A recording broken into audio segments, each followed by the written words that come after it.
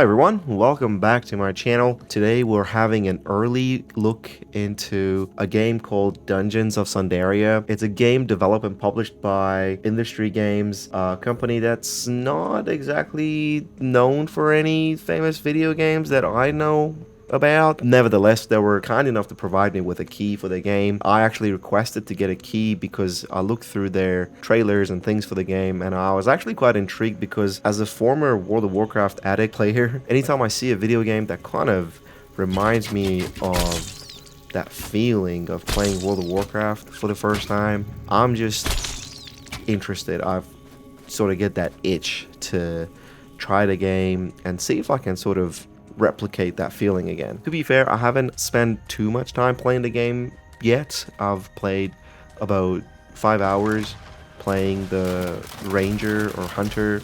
There are multiple different classes of characters that you can play. The beauty of it is that you can mix and match whatever you want. You're not locked into one race that can play certain classes. You can be whatever you want, in whatever race you want, whatever character you want, whatever class you want, which I find quite interesting actually. It just gives you that flexibility. I went with what I always go with because I enjoy freedom so much, and I rolled an orc hunter, which is basically what I play on World of Warcraft all the time, or any other video game that resembles World of Warcraft. It's just what I know, it's just what I'm familiar with, so if I want to try out a new video game, that's what I sort of go with. I've only reached level 6 or 7 so far. I gotta say, I'm kind of torn. I'm not entirely sold yet. There are definitely aspects of the game that I thoroughly enjoyed, and there is definitely parts of the game that I'm just not happy with at all. So I want to start by talking about gameplay a little bit. I want to talk about what I've found the mechanics to be like so far in the 4 or 5 hours that I've spent playing the game. And then I'm going to talk about the progression system. Is one of the things that I kind of feel like needs a bit of tweaking. It needs a bit of work. And in the end, I'm going to talk about lore a little bit, which is something that I think needs a lot of work.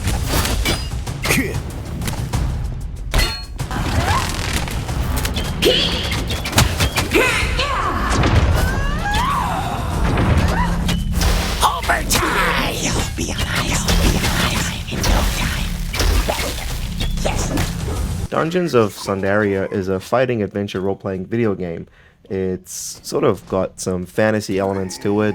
I suppose you have magic and you've got different fantastical creatures that are present in the video game. So it kind of makes it a fantasy in that sense. But it's also a dungeon crawler with some elements of a looter shooter, which is kind of interesting because it just adds that element of replayability to your gameplay, which is really, really cool. It kind of reminds me of sort of like playing World of Warcraft, but also Destiny 2.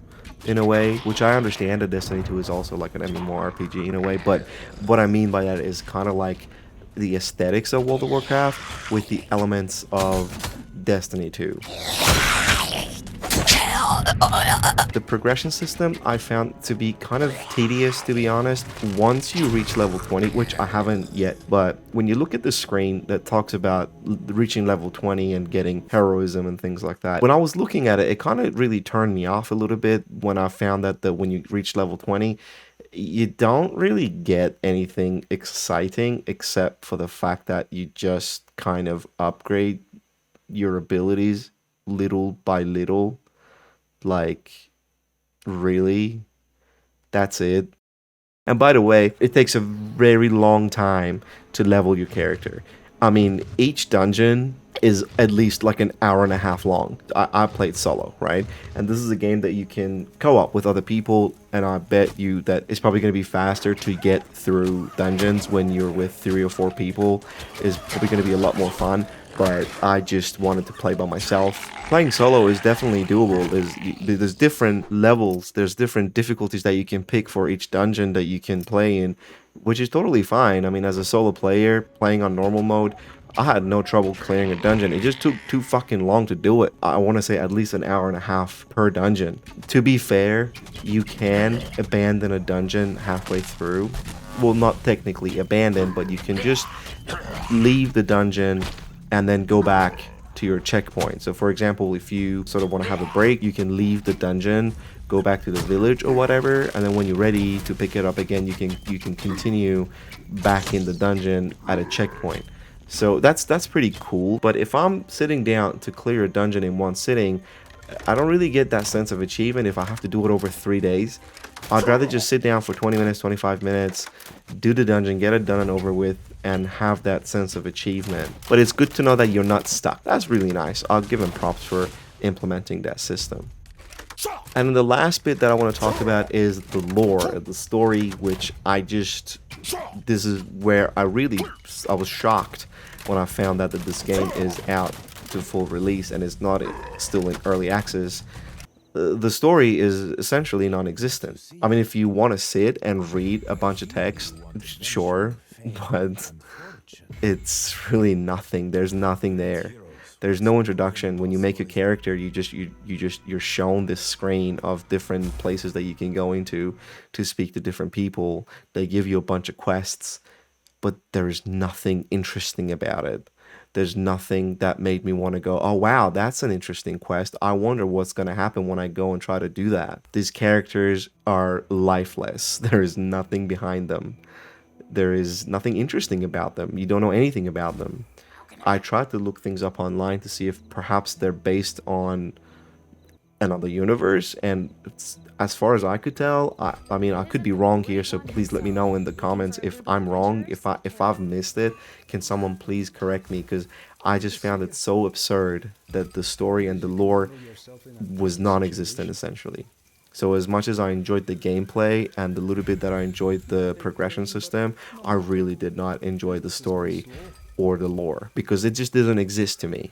It's there, but they may as well not bother with it because it was just so bad. That would probably be my biggest issue with the game right now, is that there's no story. There's nothing to get you engaged. I think that's something that the developers should probably focus on a lot more. The gameplay is fine as it is.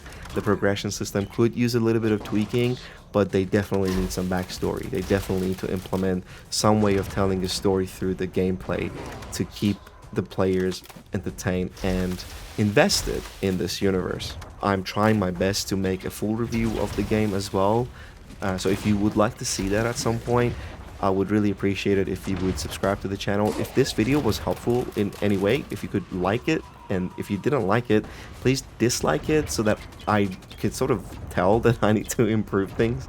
I would really appreciate that. Anyways, if you have any questions about it, if there's something you want me to test out, if there's a certain class or character that you want me to include in my next video about this video game, Dungeons of Sundaria, please let me know. Once again, thanks to the developers for providing me with a key to try this game out. I really wanted to try it out because the trailers and the screenshots that I'd seen looked just freaking amazing. Thank you so much for watching the video, and I hope to see you in the next one.